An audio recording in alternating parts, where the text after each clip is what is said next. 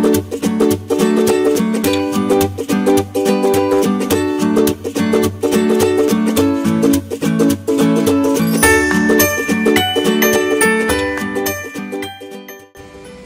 Students, आज हम राष्ट्रीय आय की गणना की विधियां का अध्ययन करेंगे। राष्ट्रीय आय मापने की 3 विधियां बताई गई है: उत्पादन विधि, आय विधि और व्यय विधि। Product method, income method, expenditure method, इन तीनों का हम विस्तृत अध्ययन करेंगे। उत्पादन विधि, पहले परिभाषा के रूप में देखें। उत्पादन विधि, जिसे मूल्य संवर्धन विधि भी कहते हैं। उत्पादन विधि, जिसे मूल्य संवर्धन विधि भी कहते हैं। इसमें एक देश में एक वर्ष में उत्पादित सभी अंतिम वस्तुओं एवं सेवाओं के बाजार मूल्य का योग किया जाता है।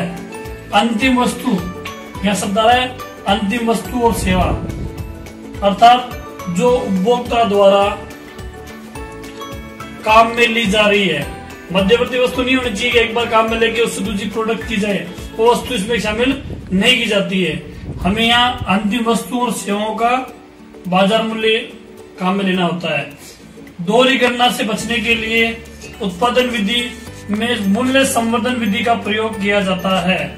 दोहरी गणना की संभावना ज्यादा बनी रहती है, उसके लिए हमें मूल्य संवर्धन विधि का प्रयोग करेंगे। किस प्रकार करेंगे ये आगे के वीडियो हम पढ़ेंगे। उत्पादन विधि में अंतिम वस्तु और सेवाओं का, अंतिम वस्तु और सेवाएं कहाँ से मिलेगी? तो हमारे यहाँ देश में उत्पादन के आधार पर अर्थव्यवस्था को 3 भागों में बांटा गया है। उत्पादन के आधार पर अर्थव्यवस्था को 3 भागों में बांटा गया है: प्राथमिक क्षेत्र, द्वितीय क्षेत्र और तृतीय क्षेत्र। प्राथमिक क्षेत्र जो हमें पेड़ पौधों खनन द्वारा प्राप्त होती है, उन वस्तुओं और सेवाओं को प्राथमिक क्षेत्र कहा जाता है।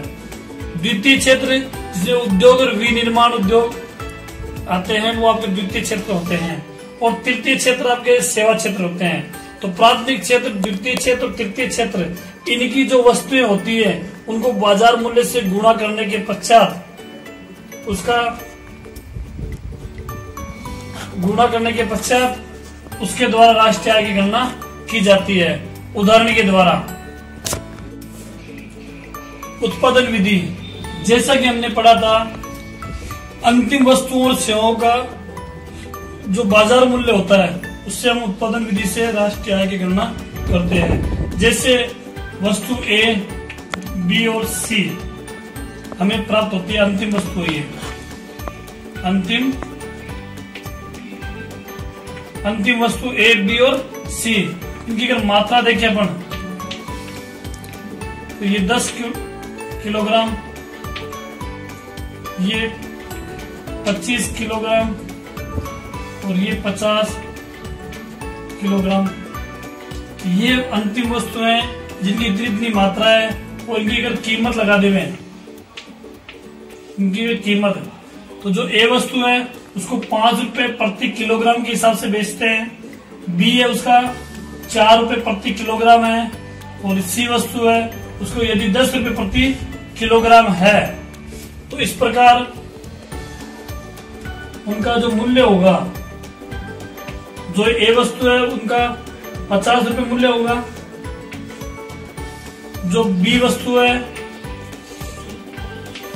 100 रुपए मूल्य होगा, जो सी प्रकार की वस्तु है उनका 500 रुपए मूल्य होगा।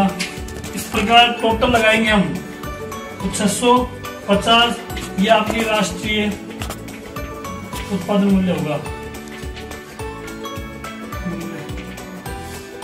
तो हमें राष्ट्रीय आय की गणना करते समय बताया था कि हमेशा जीडीपी, इसको नेट में बदलना पड़ता है, तो हमें डेप्रिसिएशन घटाना पड़ेगा, तो हमें एनडीपी प्राप्त होगा। उसमें एनएफ आईए जोड़ने पर हमें एनएनपी प्राप्त होता है, मार्केट प्राइस। तो उत्पादन विधि में जो अंतिम वस्तुओं को उनकी कीमत से गुणा करने पर जो ये मूल्य निकालता है, वो आपका राष्ट्रीय उत्पादन मूल्य होता है उत्पादन विधि से। इस प्रकार हमने राष्ट्रीय आय की गणना सीख।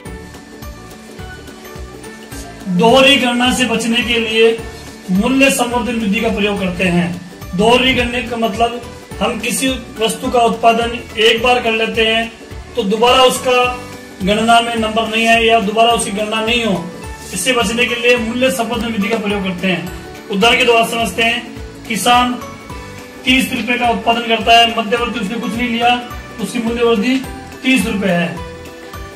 ये किसान आटा मिल को अपना गेहूं बेचेगा और आटा मिल वाला बेकरी बनाकर बेकरी वाले को बेचेगा और बेकरी वाला उसका आइटम बनाएगा। तो ये 30 रुपए इसके लिए मध्यवर्ती हो गया। फिर ये इसको 40 रुपए में बेकरी वाले को बेचेगा। तो बेकरी वाला 40 रुपए में तो उससे प्राप्त कर रहा है, तो उसका मध्यवर्ती है। फिर इसको मॉडिफाई करके बेकरी बनाएगा तो बेकरी 60 रुपए में बेचता है। इस प्रकार कुल उत्पादन 130 हो जाता है। तो वास्तव में 130 का उत्पादन नहीं हुआ है। उत्पादन की अगर बात करें तो यहाँ कितनी वृद्धि हुई है वो देखना है। किसान द्वारा मध्यवर्ती कुछ नहीं है तो 30 रुपए है। आटा मिल वाला 40 रुपए में उसका उत्पादन मूल्य है, जो कि वास्तव में उत्पादन मूल्य उसका 10 से काउंट करना है, क्योंकि 30 तो पहले ही जुड़े हुए हैं उसके। इसी प्रकार बेकरी वाले 60 रुपए उसका उत्पादन मूल्य बता रहा है, जबकि 40 रुपए पहले ही आटा मिल से जुड़ा हुआ है।